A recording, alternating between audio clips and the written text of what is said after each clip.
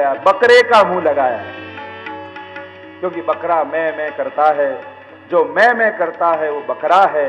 और दक्ष को मनुष्य का अवतार भले मिला, पर उसका मस्तक काट कर उसे बकरा बना दिया।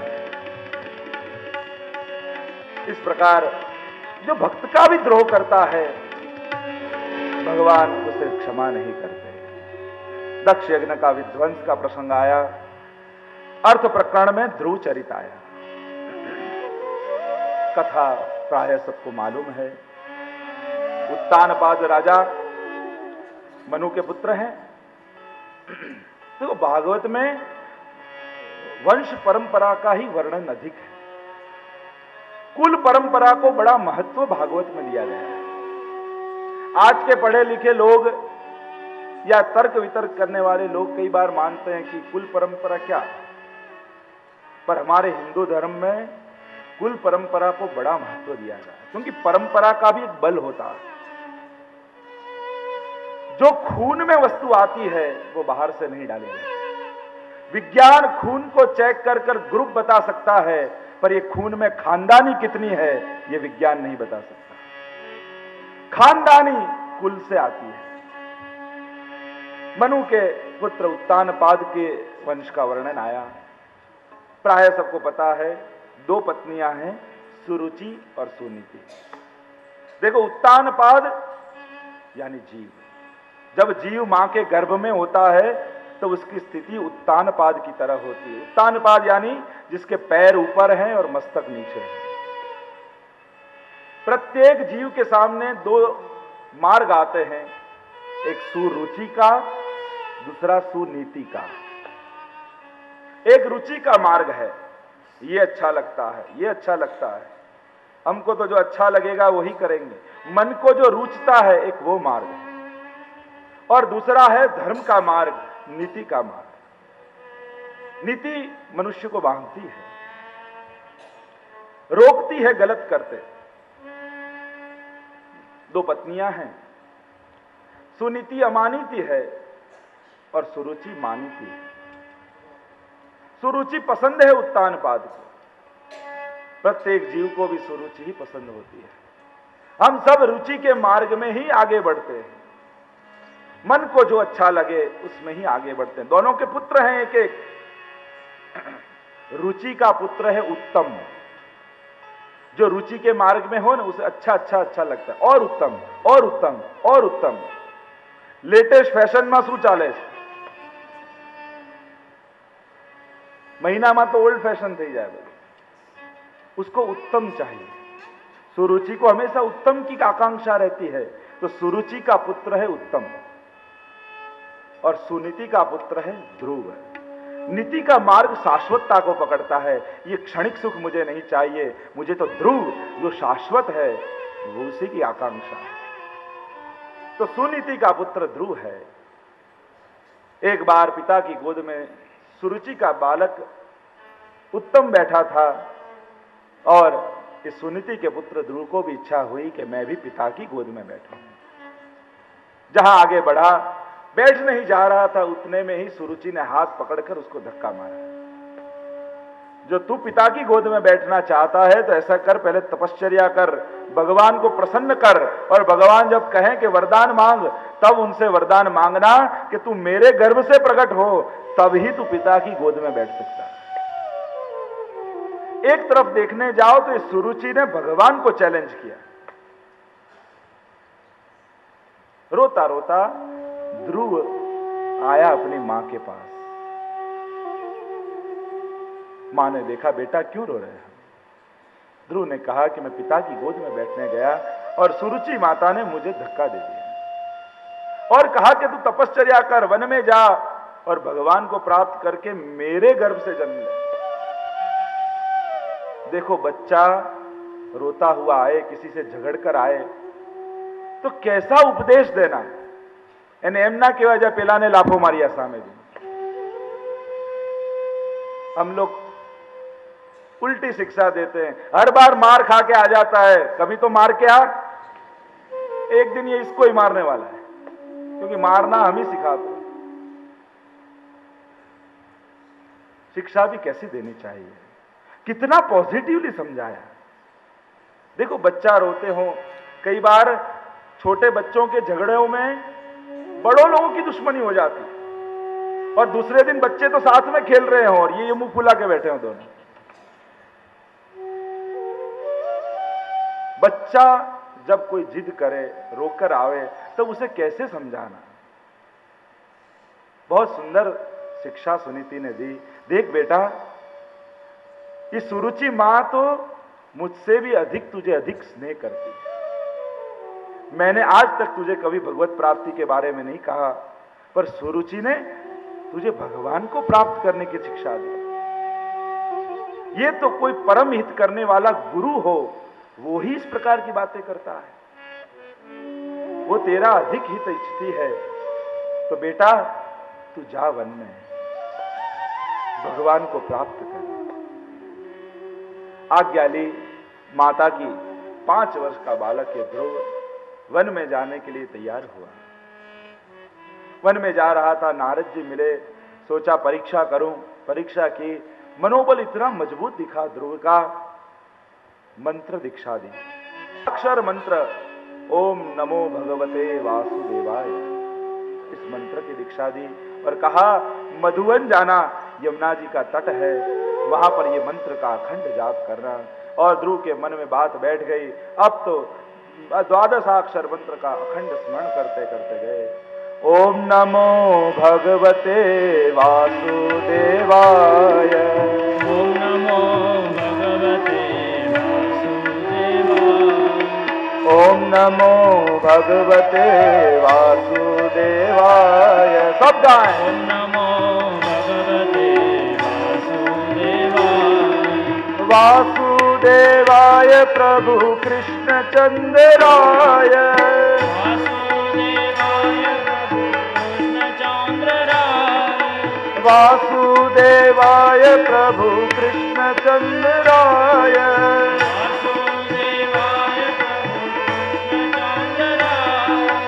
ओम नमो भगवते वासुदेवाय। अखंड जाप करते करते ध्रुव जी आए मधुवन में, एक वृक्ष का आश्रय लिया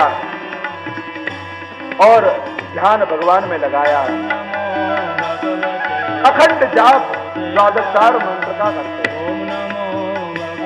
भोजन का त्याग किया, एक ही जाप ओम नमो भगवते वासुदेवाय। थोड़े दिन हुए, जल का भी त्याग कर दिया, जल भी नहीं पीऊंगा। अपने एक पैरों पर दूसरा पैर चढ़ा दिया, तपश्चर्या बढ़ने लगी, ध्यान भगवान में लगने लगा। एक ही नाम का जाप ओम नमो भगवते वासुदेवाय,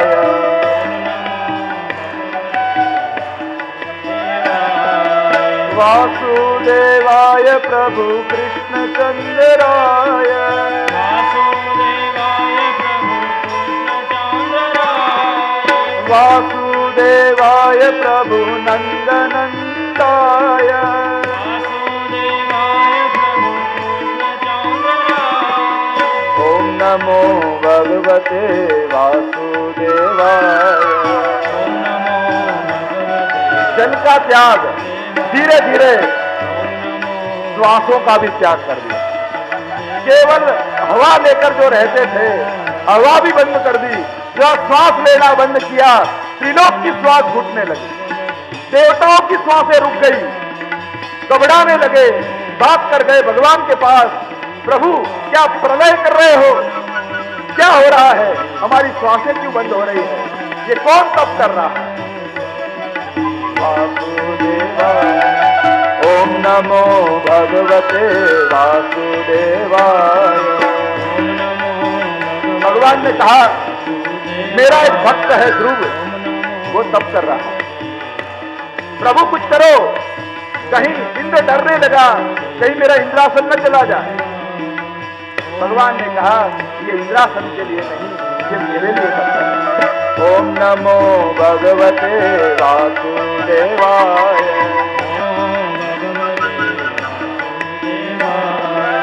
वासुदेवाय प्रभु कृष्णचंद्राय वासुदेवाय प्रभु कृष्णचंद्राय वासुदेवाय प्रभु कृष्णचंद्राय वासुदेवाय प्रभु कृष्णचंद्राय ओम नमो भगवते वासुदेवाय ओम नमो भगवते वासुदेवाय ओम नमो भगवते वासुदेवाय। मंत्र सिद्ध हुआ, चित्त भगवान में लगा, भगवान को हुआ क्या मुझे ही जाना पड़े। भगवान ध्रुव के ध्यान में आए, ध्यान में भगवान के दर्शन हुए, ध्यान में से हट गए, बाहर प्रकट हुए। ध्रुव विवल हुए, अरे भगवान में ध्यान लगा, भगवान मिले मन में, अब कहां चले गए। आंखें खुल गई, देखा तो सामने ठाकुर जी खड़े, चतुर्भुज नारायण खड़े हैं। मन में प्रसन्न हो गया, चरण में पड़ा, वाणी नहीं निकल रही, मन में जाप चालू है। ओम नमो भगवते वासुदेवाय। ध्रुव बोलना चाहते हैं, वाणी निकल नहीं रही। भगवान ने अपना शंख ध्रुव के गाल पर लगाया और जहां भगवान के शंख का स्पर्श हुआ, ध्रुव की वाणी योद्धः प्रविश्य मम वाचमीमां प्रसुप्तां संजीवयच्च किल शक्तिधरस्वधाम्ना अन्याश्च हस्त चरण श्रवणत्वगादिन् प्राणान् नमो भगवते पुरुषाय तुभ्यम्। ओम नमो भगवते वासुदेवाय।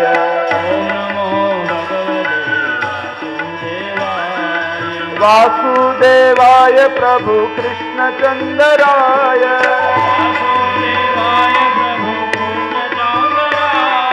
वासुदेवाय प्रभु कृष्णचंद्राय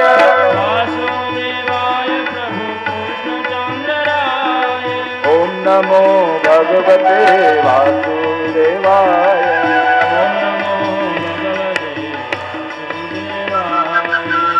ठाकुर जी को देखकर ध्रुव की आंखें भर आई। ध्रुव की तपश्चर्या देखकर स्वयं भगवान की आंखों में आंसू आए। इतना बालक, ऐसी कठोर तपस्या, क्या चाहिए। ध्रुव जी ने जिसकी तपश्चर्या की, मांगना भूल गया। देखो भगवान नहीं मिले, वहां तक नहीं मांगे। जिस दिन भगवान मिल गए, जीव ने कितना भी सोच ले रखा हो कि ये मांगूंगा, ये करूंगा, तो कुछ याद नहीं आता। भगवान को करुणा आई। भगवान ने कहा तू न मांग, मैं तुझे ऐसा पद देता हूं, ध्रुव पद, जो हमेशा अखंड रहता। श्रीनाथ जी में भी ध्रुव बारी रखी गई, क्योंकि भगवान ने वचन दिया है ध्रुव जी को, मैं तुझे ऐसे पद पर बिठाता हूं कि जहां से तुझे नित्य मेरे दर्शन होते रहेंगे। ये भगवान का दिया हुआ वचन है, इसलिए श्रीनाथ जी में भी ध्रुव बारी है कि जहां से ध्रुव जी अखंड नित्य ठाकुर जी के दर्शन करते रहते। देखो ध्रुव जी पिता की गोद प्राप्त करना चाहते थे और परम पिता की गोद मिली। क्या कारण है? कारण महाप्रभु जी ने बताया, ध्रुव पराशराभिष्ट दे। ये ऋषि मुनि लोग करोड़ों हजारों वर्षों तक तपश्चर्या करते हैं भगवत प्राप्ति के लिए, और फिर भी भगवान नहीं मिलते। और ये ध्रुव जी को इतने कम समय में भगवान कैसे मिल गए? क्या कारण है? महाप्रभु जी ने बताया, ये इनकी तपश्चर्या का कमाल नहीं है, ये तो यमुना जी की कृपा का कमाल है। क्यों? क्योंकि तप कहां किया? यमुना जी के तट पर, मधुवन में। इसलिए यमुना जी का पान जो किया था, इसलिए यमुना जी की कृपा से ध्रुव जी को जल्दी भगवान मिले। ध्रुव और पराशर दोनों पर यमुना जी की कृपा हुई है। ये पराशर मत्स्यगंधा नाम की स्त्री के साथ न करने का कृत्य किया। कोई असुर पैदा होना चाहिए सायंकाल में, पर यमुना जी का आश्रय था, इसलिए भगवान के ज्ञाना अवतार व्यास जी का जन्म हुआ, क्योंकि यमुना जी का आश्रय था। इसी तरह श्री ध्रुव जी ने जो तप किया है, कृपा यमुना जी की है, परम कृपाल है, क्योंकि जो उनका एक बार पान कर लेता है, न जातु यम यातना भवति ते पय पान, यमोपि भगिनीति सुतान कथम हन्ति दुष्टान पे। जो एक बार पान करता है, यमुना जी उसे अपना बालक मान लेती। ध्रुव ने पान किया, यमुना जी ने सोचा ये तो मेरा बालक है, और जो यमुना जी का बालक हुआ, और तो यमुना जी ने जहां ठाकुर जी को सिफारिश की, देखो फिर कहा जाता है ना कि जो यमुना का बालक हो गया, क्योंकि भाग्य विधात्री, भाग्य लिखने वाली जीवों की, ये भक्तों की श्री यमुना जी है। तो जो पान करता है वो तो पुत्र हो जाता है। तो सोचो, जब बालक का भाग्य मां को लिखने को दिया जाए तो मां क्या बाकी रखे। ये पुष्टि मार्गीय जीवों का भाग्य श्री यमुना जी लिखती है। कहा जाता है जब जीव का ब्रह्म संबंध होता है तो उसके कर्मों की फाइल यम के हाथ में से यमुना के हाथ में आ जाती है। सब बात इनके हाथ, ये सभी बातें श्री यमुना जी के हाथ में आ जाती है। दौड़ कर शोर कर जाए पिए सो कहे, जीव का ब्रह्म संबंध होते ही यमुना जी दौड़ते हैं, ठाकुर जी को बधाई देते हैं, प्रभु एक और जीव आपकी सेवा में आ रहा है। जिन्हें भूली जात पिय तिन्हीं सुधी करी दे। जिन जीवों को भगवान भूल गए हैं, तो ये यमुना जी क्या करती हैं, वो जीव यमुना जी की शरण में आते हैं तो यमुना जी इनके नामों को भगवान को याद दिलाती है कि प्रभु ये भी आपका जीव है, इस पर भी कृपा कर।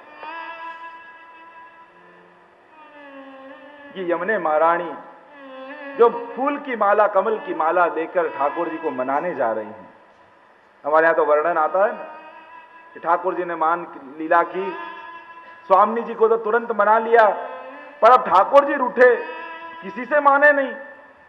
सबने प्रयत्न किया, फिर स्वामी जी ने कहा भी यमुना जी को बुलाओ।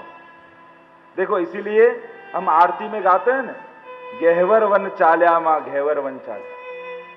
अब कभी सोचा है, कभी घेवर वन गए हो? यमुना जी हैं, जो ब्रज में गए हो उनको पता चला यमुना जी हैं घेवर वन में। फिर रोज आरती में गाते हैं घेवर वन चाल्या। कहां जा रहे हैं? तो कहा घेवर वन क्यों जा रहे हैं? क्योंकि मान लीला घेवर वन में हुई और ठाकुर जी को मनाने के लिए घेवर वन में जा रहे हैं। नहीं तो रोज गाते तो है घेवर वन चाल्या, पर कभी पता नहीं होता कि घेवर वन जाके कर रहे क्या कर रहे हैं, क्या कर रहे हैं, क्यों जा रहे हैं।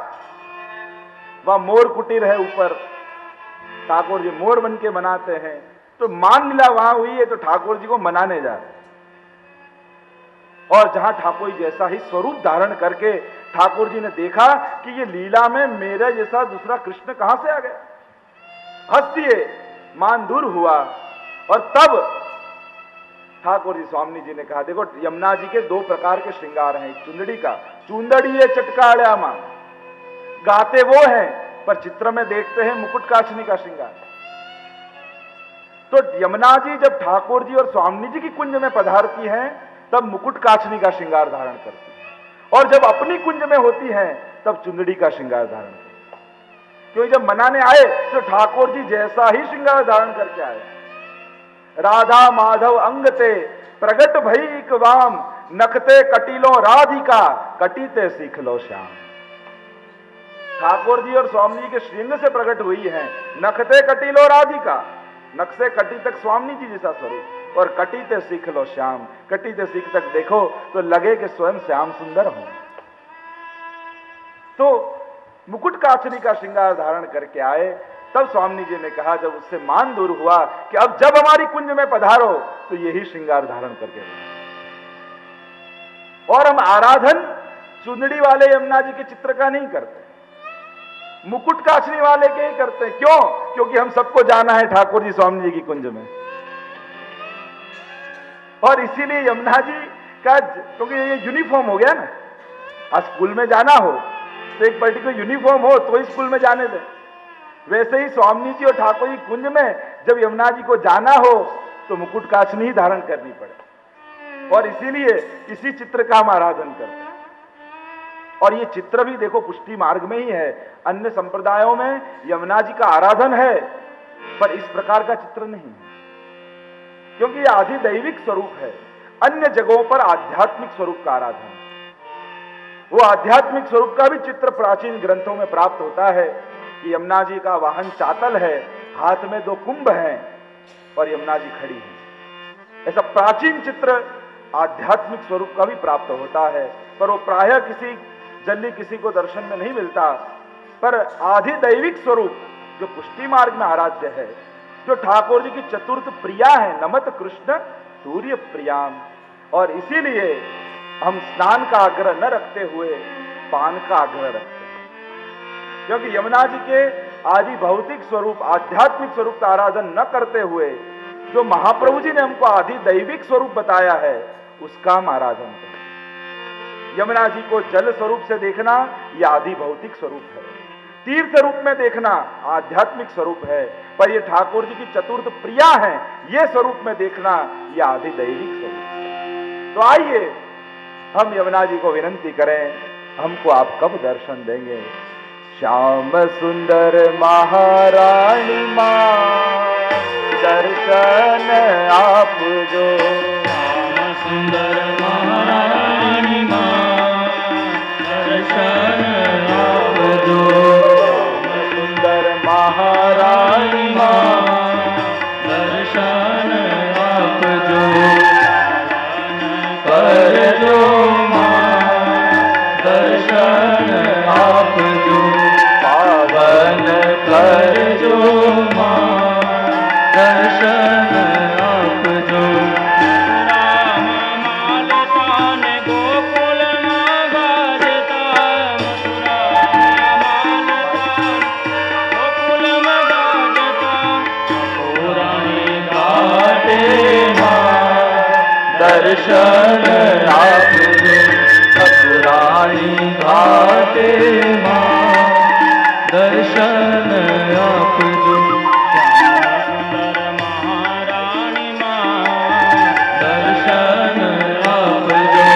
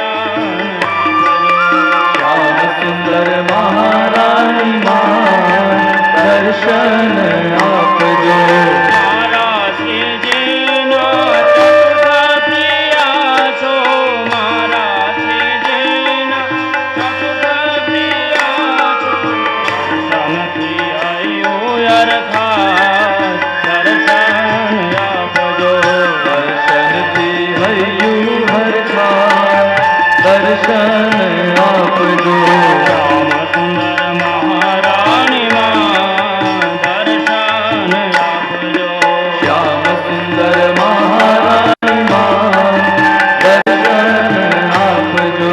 ज्ञानयने पानय में प्रीते थी करता, ज्ञानयने पानय में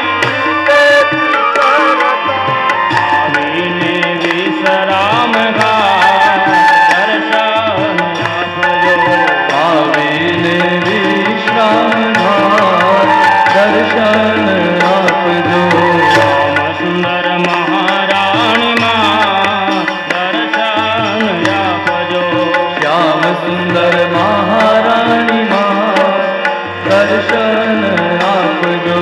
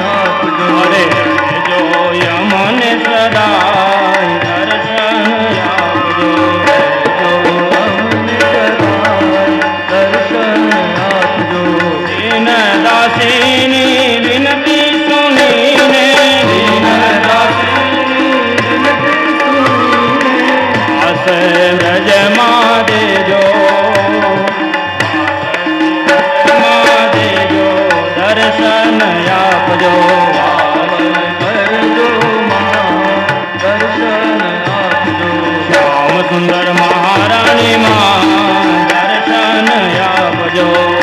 सुंदर महारानी मां दर्शन आपजो। पावन करजो मां दर्शन आपजो। पावन करजो मां दर्शन दर्शन आपजो। दर्शन आपजो। श्याम सुंदर महारानी मां दर्शन आपजो। श्याम सुंदर महारानी मां दर्शन आपजो। पावन करजो मां दर्शन आपजो। पावन करजो मां दर्शन आपजो। सुंदर महारानी मां दर्शन आपजो। दर्शन आपजो। दर्शन आपजो। बोलिए श्याम सुंदर श्री यमुने महारानी की जय। सुबह के सत्र को यही विराम देते हुए सायंकाल सभी अवतारों का दर्शन हम करेंगे। काफी कई अवतार बाकी हैं, पर चिंता मत करना, सब हो जाएंगे। देखो 4 तक तो लिया है कि नहीं, वैसे 10 तक पहुंच जाएंगे। तो आनंद करते हुए सायंकाल नरसिंह अवतार, वामन अवतार, राम अवतार और कृष्ण जन्म नंद महोत्सव का आनंद लेंगे। और सायं समय सर आप 3:30 बजे आए, जिससे हमारा कथा आरंभ समय सर हो जाए। श्री वल्लभाम विभेदेन जगत क्रीडति यो यतः सच्चिदानंद रूपाय विश्वोत्पत्त्यादि हेतवे तापत्रय विनाशाय श्री कृष्णाय वयं नमः। मेरे तो आधार है श्री वल्लभ के चरणारविंद भगवान की।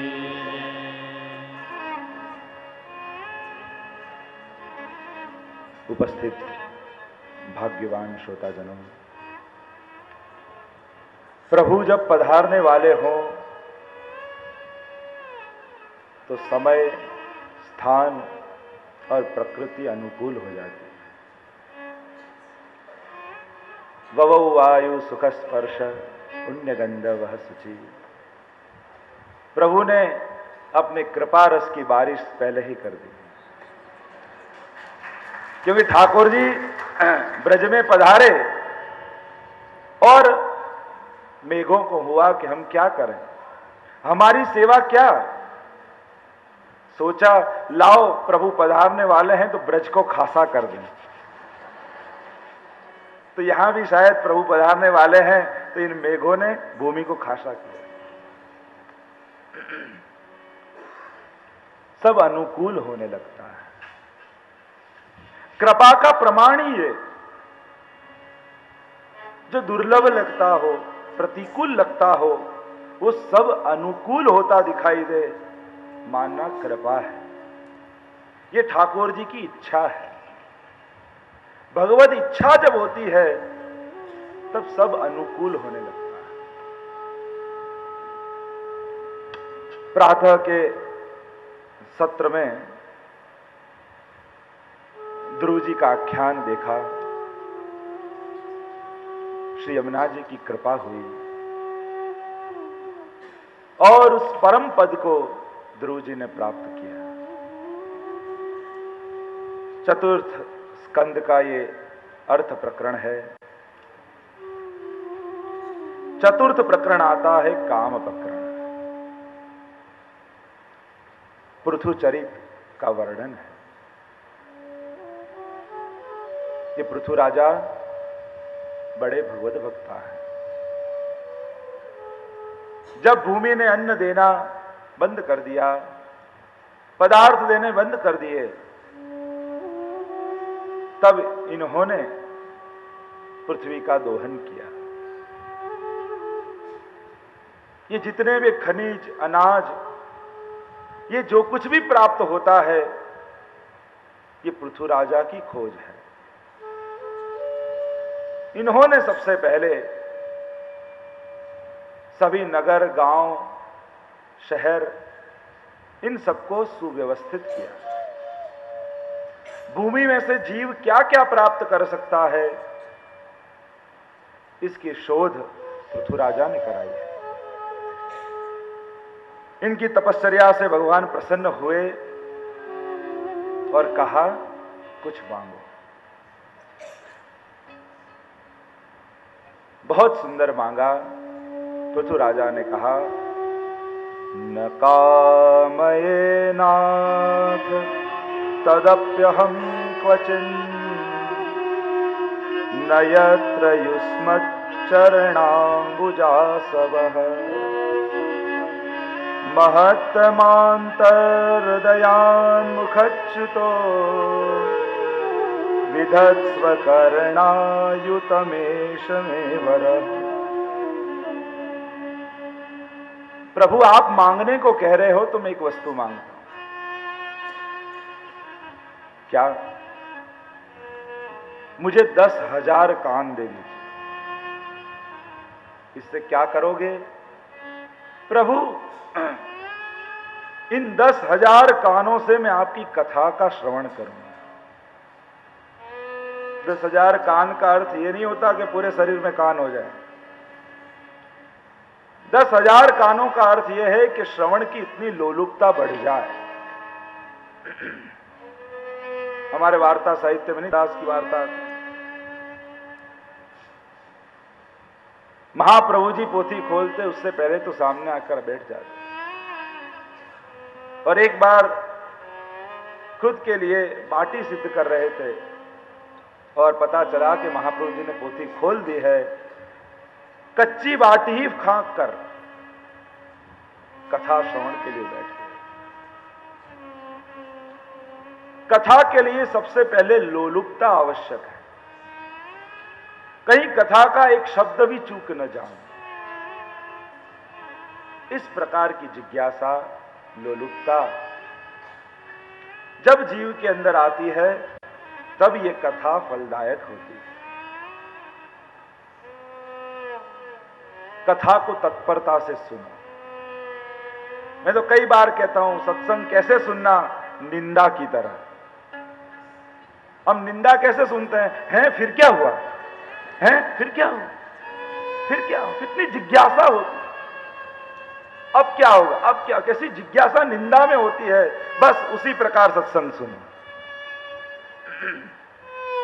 जितनी जिज्ञासा हमको निंदा श्रवण की होती है, इतनी जिज्ञासा भी जो सत्संग के लिए हो जाए तो भी उद्धार हो जाए। पृथु राजा पर कृपा हुई। मोक्ष प्रकरण में, चौथे प्रकरण में, तीसरा काम प्रकरण में पृथु राजा की वार्ता आई, चौथा मोक्ष प्रकरण प्रचेता और पुरंजन आख्यान आया। ये पुरंजन यानी जीव, और जीव अपने परम लक्ष्य को पहुंच नहीं पाता।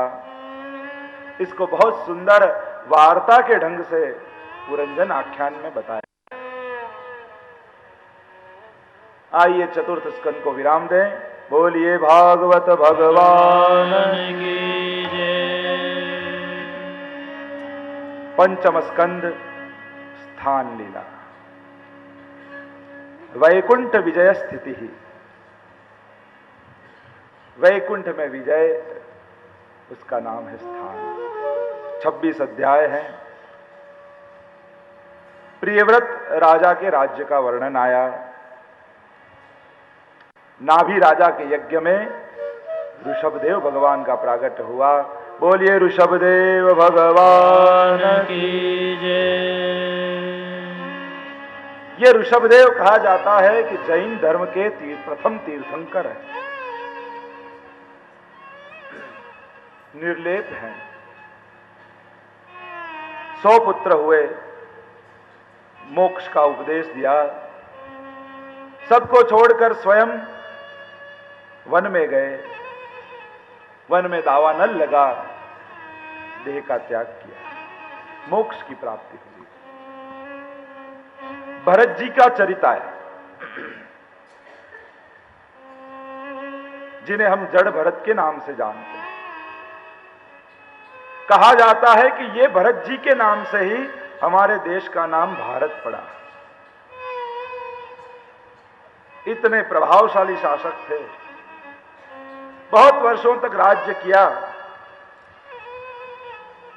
अब हुआ, अब भगवत प्राप्ति की जाए। राज्य अपने पुत्रों को सौंपकर स्वयं भगवान का भजन करने के लिए वन में चले गए। इतना सात्विक जीवन वन में जीते हैं। नदी के तट पर एक कुटिया बनाई है। प्रातः काल ब्रह्म मुहूर्त में उठ जाते हैं, स्नान संध्या करते हैं, पूरा दिन केवल भगवत भजन करते हैं।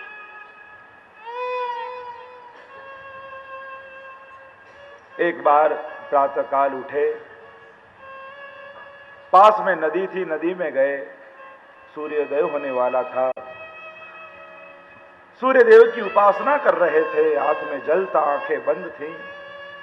इतने में ही कहीं से सिंह की धाड़ सुनाई दी, और सिंह की धाड़ सुनकर एक हिरणों का झुंड जो पानी पीने आया था, उसमें से एक हिरनी जो गर्भवती थी, वो सिंह की त्राड़ से डरकर पानी में कूद गई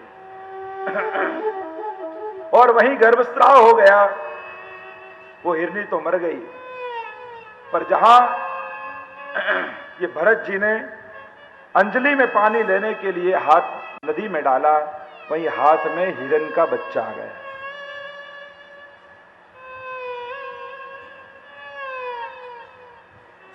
दया आई, करुणा उपजी। अरे ये छोटा सा नवजात बच्चा, इसको मैं नहीं संभालूंगा तो ये मृत्यु को प्राप्त होगा। तुरंत बच्चे को ले गए अपनी झोपड़ी में और हरी हरी दूब घास आसपास से तोड़ लाए, बच्चे को खिलाने लगे। 2-4 दिन रखा और अब हिरण में मोह हुआ। देखो, प्रेम और मोह में बहुत बड़ा अंतर है। प्रेम हमेशा छुड़वाता है, मुक्त करता है। मोह हमेशा बांधता है। मोह हमेशा मांगता है, प्रेम हमेशा देता है। अब प्रातःकाल उठे, ध्यान में बैठे हों और धीरे से एक आंख खोल के देख लें हिरण का बच्चा कहां गया, कहीं दूर ना निकल जाए। दूर निकल जाएगा तो कहीं सिंह बाघ आके इसको खा जाएगा। भगवत भजन में भंग पड़ने लगा। थोड़े दिन बीते, अब इतना मोह हो गया, भगवान में से मन हटके हिरन में लग गया। हमारे सबके साथ ये होता है, कई कई हिरन हमारे भजन के बीच में कूद जाते हैं। सेवा करने बैठे हो, फोन की घंटी बजे, मानो हिरन कूदा। सेवा करने बैठे हो, डोरबेल बजे, मानना हिरन कूदा। हरण, गुजराती में हरण कहेवाय ने, आ हरण खाली साधु प्राणी रूप हरण नतु, पण आ तो एमना भावनु हरण करनारू प्राणी। आ हरण एमना भावनु हरण करी गयो। चित्त भगवान में से हटके हिरन में लग गया। अब तो हमेशा उसकी चिंता बनी रहे, कहीं चला न जाए, कोई से खा न जाए। बस हिरन हिरन, जो भगवत भजन हरि हरि की जगह हिरन हिरन होने लगा। जो चित्त हरि हरि करता था, वो हिरन हिरन करने लगा। एक बार हिरनों का झुंड देखा और ये छोटा सा बच्चा अपने सजातियों को देखकर उस टोले में मिल गया, चला गया और मानो इनके भाव का हरण करता गया। जहां बच्चा गया, अब तो ये विलाप करने लगे, अरे उस बच्चे का क्या हुआ होगा, वो हिरन कहां गया होगा। ऐसे हिरन हिरन हिरन करते करते देह का त्याग किया। अंत समय में हिरन का स्मरण किया, दूसरे जन्म में स्वयं हिरन बने। देखो, इतना सुंदर शासन कर रहे थे, भगवत भजन के लिए वन में आए और एक हिरन में चित्त फंस गया, कितना बड़ा पतन हो गया। अंत समय में स्मरण सुधारना। इसलिए मैं तो कहता हूं, जब किसी की अंतिम समय हो, अंतिम श्वासें कोई ले रहा है, तो बहुत लौकिक लोगों को मत बुलाओ। हम क्या करते हैं, बस ये तो जा रहे हैं, बेटी को बुला लो, बच्चे को बुला लो, भाई को बुला लो, मां को बुला लो, बाप, सब लौकिक पूरा वातावरण कर देते। अंत समय हो तो ध्यान रखना, आप उसकी मृत्यु को सुधारना, बिगाड़ना मत। बहुत लौकिक लोगों को बुलाने से तो अच्छा है वैष्णव को सामने खड़ा करो कि जिनके साथ ये सत्संग करते थे, जिनके साथ ये यात्रा में जाते थे, जिनके साथ इन्होंने मनोरथ किए हैं, ऐसे वैष्णवों को सामने खड़ा करो जिससे उनको अलौकिक की सुधि हो। बहुत लौकिक लोगों को मत इकट्ठा करो, आप उनकी गति बिगाड़ रहे। दुनिया भर के सगे को उस टाइम इकट्ठा कर लेते, ऐसा लौकिक वातावरण बना देते हैं हम। अंत समय हो तो ऐसे भगवदियों को लाओ कि जिनके साथ इन्होंने अलौकिक किया है। व्रज यात्रा की याद दिलाओ, मनोरथों की याद दिलाओ, मंडल में जाते थे, सत्संग करते थे, उनकी याद दिलाओ। ऐसे वैष्णवों को सामने खड़ा करो जिससे उसे भगवान की सुधि आवे, प्रभु का उसे स्मरण हो, अलौकिक स्मरण हो। अंत समय में जिसका स्मरण करते हो वैसी गति होती है। हिरन का स्मरण किया, हिरन बने। पर पूर्व में भगवत भजन बहुत किया था, हिरन की योनि आई, लेकिन जागृति रही कि मैं पूर्व जन्म में राजा था, पूर्व जन्म का याद रहा और अब तो जागृत हो गए, अब फंसना नहीं है। अन्न जल का त्याग करके देह समाप्त किया, अगला देह मानव का मिला।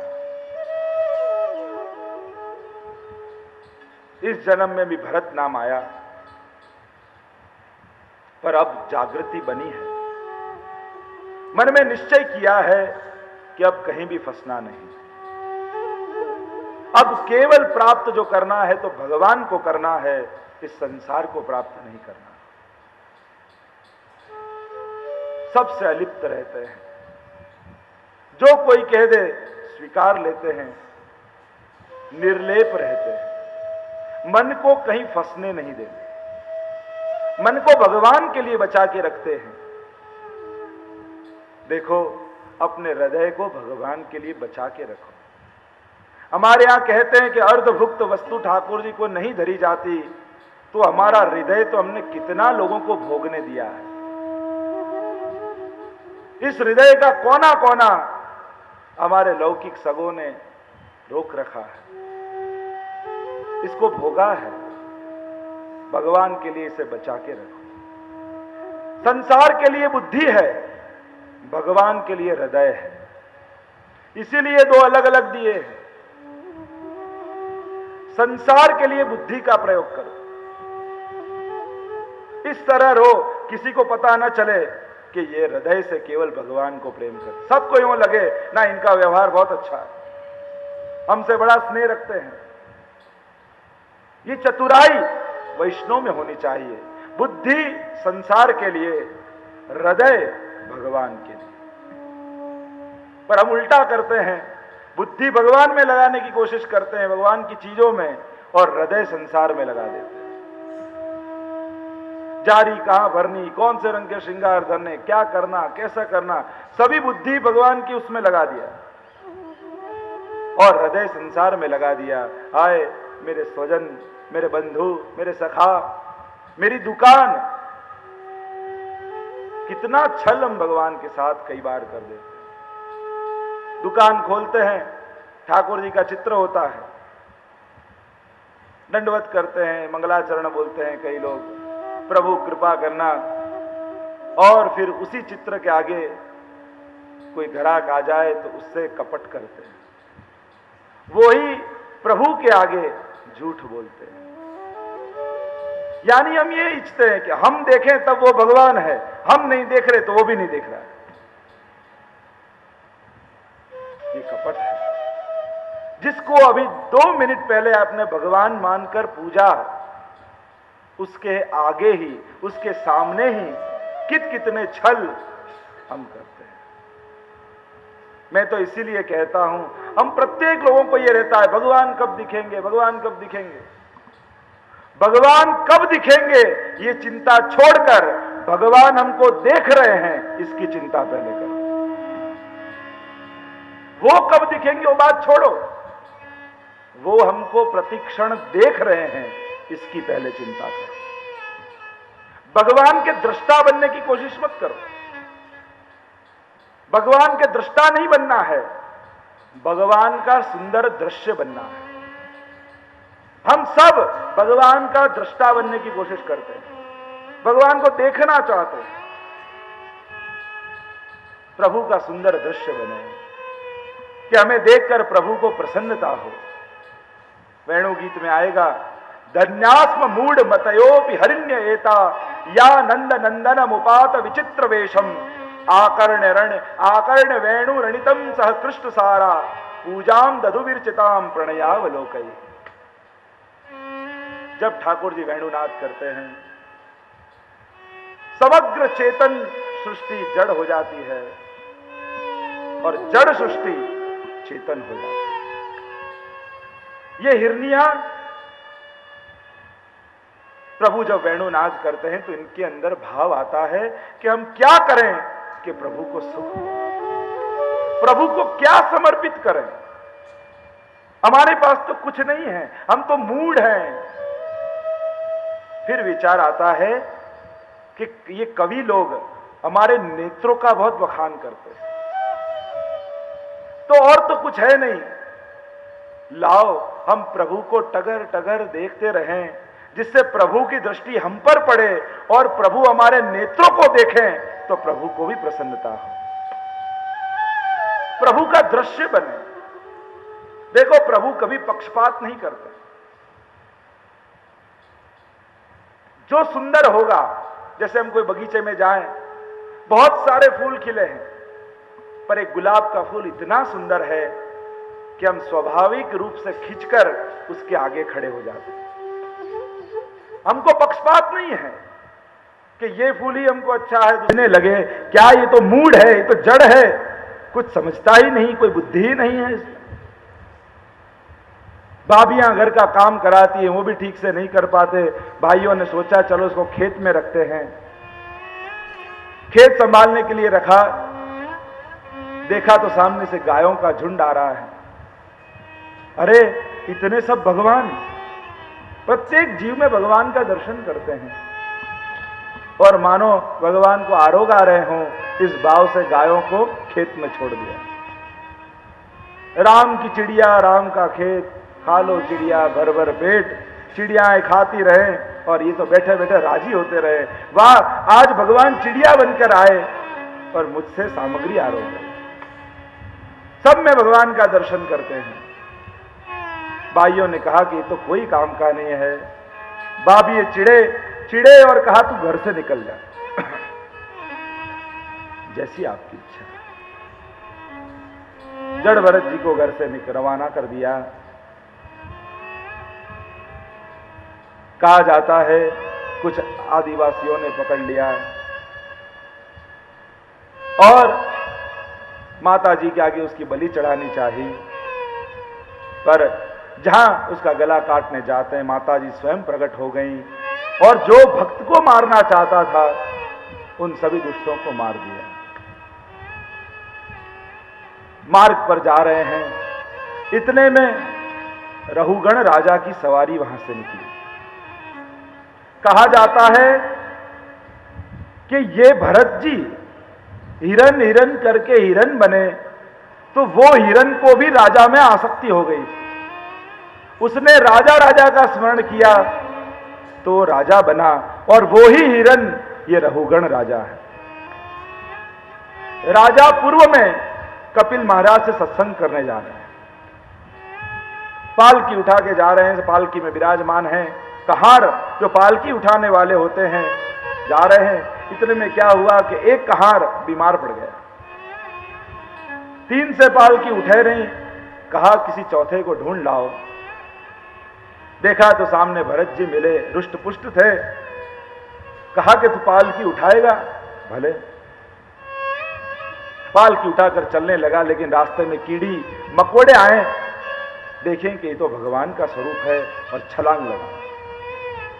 जहां छलांग लगा में पालकी उछले और रहुगण राजा के माथे पर लगे। 2-3 बार समझाया, तीसरी बार और बड़ी छलांग लगाई। राजा को बहुत लगी, क्रोधित हुआ राजा, तू मनुष्य है या मूढ़ है? तू जीवित है या मृत है? भरत जी ने कहा, मरने वाले तो प्रत्येक जीव है, प्रत्येक को मरना है, बस कौन किस प्रकार से मरता है उस पर उसकी गति आधारित है। ज्ञान की बातें सुनी, रहुगण को हुआ कि ये कोई साधारण व्यक्ति नहीं है, और अपना परिचय दिया। ज्योतिष, कई बार लोग यूं कहते हैं कि ज्योतिष तो सब अंधश्रद्धा है। ऐसा नहीं, ये वेद का विषय होने से प्रत्येक हिंदू को इसे स्वीकारना चाहिए, क्योंकि जो वेद का विरोध करे उसे तो नास्तिक कहा गया है। ज्योतिष यानी ईश की ज्योति। भविष्य में क्या होने वाला है, जैसे अंधकार सामने हो और टॉर्च से लाइट डालो तो सामने का रास्ता पता चले, उसी प्रकार ये भगवान की ज्योति है। भविष्य अंधकार में है, जीव जान नहीं पाता, पर हमारे ऋषि मुनियों ने तप करके, देखो विचार करो, तब तो बाइनोक्यूलर और कुछ नहीं था, इतने हजारों वर्ष पहले, फिर भी ऋषि मुनियों ने जो लिखा है, ये ग्रह इतने दूर है, इसका ये स्वभाव है, इस प्रकार परिभ्रमण करता है, कैसे जाना होगा? एक आश्चर्य है। प्रत्येक के जीवन में ग्रह कुछ न कुछ काम करते हैं। 12 खाने देखकर पता लग जाता है कि व्यक्ति का व्यक्तित्व ऐसा होगा, ये इतना कमाएगा, इसका स्वास्थ्य ऐसा रहेगा, ये काम करेगा। 12 खानों में पूरे जीवन का परिचय ज्योतिष शास्त्र दे देता है। प्रथम स्थान देह स्थान है, और देह स्थान देखकर ही मनुष्य का देह का वर्णन समझ में आता है। ये मनुष्य की लंबाई कितनी होगी, कैसा दिखता होगा, पर ज्योतिष में भी आध्यात्म छुपा है। देह स्थान के सामने ही सप्तम स्थान पत्नी का स्थान दिया कि तू जीवन में अकेला नहीं है, तेरे साथ पत्नी भी है। दूसरा स्थान धन स्थान है। धन के सामने 8वां स्थान मृत्यु का स्थान। धन तू कमा, पर सामने देखते रहना एक न एक दिन मृत्यु जरूर आने वाली है। धन कमाने में मृत्यु को मत भूल जाना कि धन कमाने में ऐसा कुछ कर मत बैठना कि तेरी मृत्यु बिगड़ जाए। कुंडली का तीसरा स्थान पराक्रम स्थान है और उसके सामने ही भाग्य स्थान या धर्म स्थान। पराक्रम कर पर धर्म के अनुकूल कर। पराक्रम कर पर जितना भाग्य में है इतना ही मिलेगा। देखो धन, कोई यूं कहता हो कि मेहनत करा और हमको मिल गया, तो दुनिया में कितने मेहनत करने वाले हैं। मजदूर लोग जो रोड पे काम करते रहते हैं, कितना काम करते हैं, कितनी मेहनत करते हैं, फिर भी 2 टाइम का अनाज नहीं प्राप्त कर पाते। जो मेहनत से ही मिलता होता तो फिर वो ज्यादा सुखी होना चाहिए। सेठ ऑफिस में बैठा बैठा खाली साइन कर दे और रोज का लाख रुपया कमा ले, और वो रोड पर पूरे दिन 12-12 घंटे काम करे और 2 टाइम का